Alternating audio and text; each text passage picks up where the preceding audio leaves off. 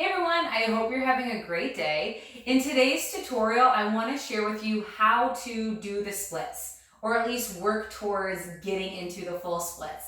And I don't want to share this with you just because it's a cool looking yoga pose, you can impress your friends or whatever.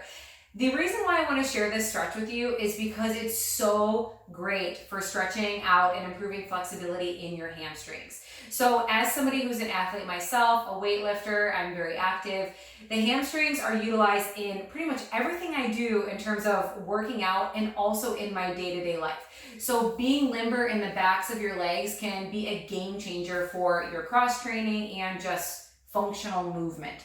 So I always like to have two blocks handy, pretty much I feel like for every pose lately, but especially with doing the splits. And I'm going to show you how you can utilize these to improve your flexibility in your hamstrings and get into this more advanced pose. So we're going to start in just a simple half splits pose. So come into as if you were taking tabletop pose, but step your right foot out in front of you and come into a low lunge. Before you do anything, just keeping both fingertips on the ground. And if you don't have that, that's where the magic blocks come in. Bring your hands to blocks. And I want you to start to shift your weight forward. So really stretching through the outer right hip. And then I want you to stretch your leg back. Start to straighten your leg. So this is half splits right here. Your right leg is extended out long. Your hip is being sent back and your left hip is staying forward. So your hips are squared off to the front of your mat or an imaginary line you have out in front of you if you're not practicing on a mat. So this could be enough in and of itself. Keeping your core engaged, keeping your heart shining forward. So it's not about tucking your nose to your knee. It's more about keeping your heart shining forward and a straight, long spine. Shoulders draw down away from your back, your core is engaged. And honestly, I feel this pose on its own.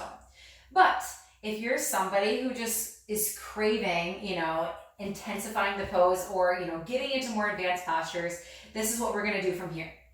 I want you to scoot your foot a little bit forward, your right foot, and I want you to scoot your left knee a little bit back. And then kind of evaluate, how am I feeling?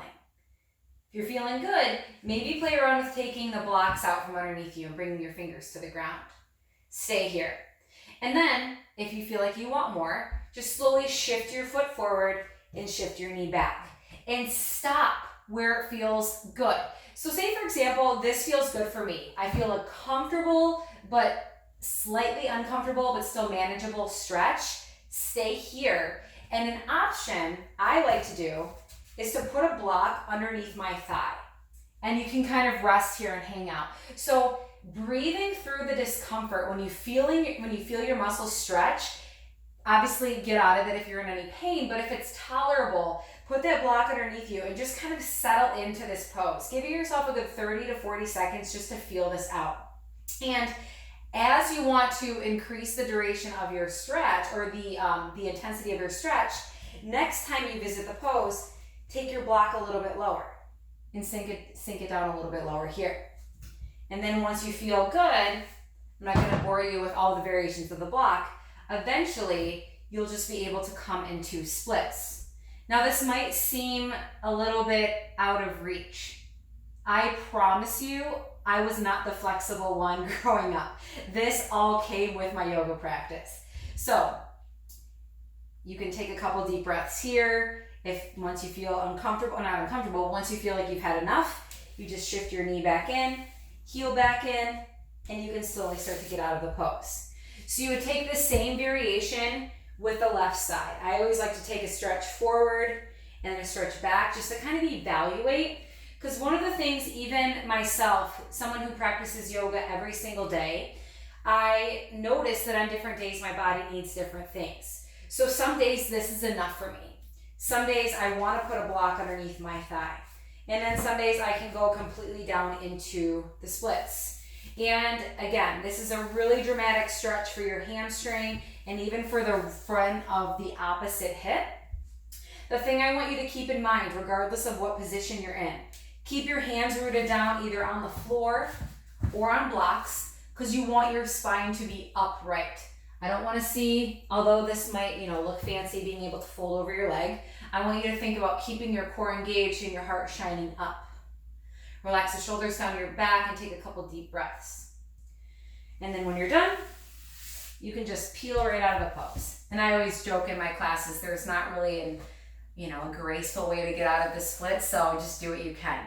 But these are just a couple different ways that you can start to work towards that more advanced variation. And some people, anatomy just doesn't work, that stretch just doesn't work out for them, and that's completely fine. But just stretching out the hamstrings and improving flexibility in your hamstrings can do wonders for your workouts and your day-to-day movements. So I hope you like this tutorial. If you would, give me a like and just let me know what you think in the comments below. Make sure to subscribe to my channel. I sincerely appreciate your support, and I look forward to seeing you again in another tutorial. Bye for now.